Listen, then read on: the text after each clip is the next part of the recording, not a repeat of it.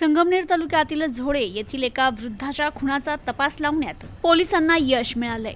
गुन्हेगारी प्रवृत्तीच्या तरुणाने या वृद्धाचा खून केल्याचं पोलीस तपासात निष्पन्न झालंय। पोलिसांनी संबंधित आरोपीला अटक केली आहे। संगमनेर तालुक्यातील झोडे या गावातील साहेबराव उनवणे यांचा मृतदेह 5 ऑगस्ट रोजी पहाटेच्या सुमारास त्यांच्या नेहमीच्या झोपण्याच्या ठिकाणी पलंगवर आढळून आला। त्यांच्या डोक्यावर जखमा असल्याने हा हत्येचा प्रकार असल्याचा संशय पोलिसांना होता।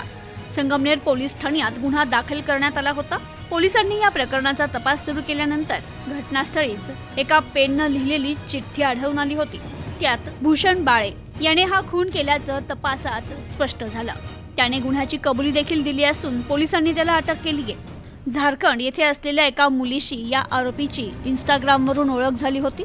ओळखीचे रूपांतर इंस्टाग्रामवरच प्रेमात झालं होतं आणि हे इंस्टाग्रामवरील प्रेम टिकवण्यासाठी ते पुढे नेण्यासाठी अडथळा येऊ नये याकरिता आरोपीनं हा खून केल्याची माहिती पोलीस तपासात पुढे आली।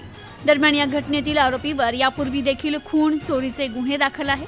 तर वृद्धाच्या खून प्रकरणात त्याला कोणी सहकार्य केलं का याचा आता पोलीस तपास करतायत। Bureau report news today 24 Sangamner Ahmednagar.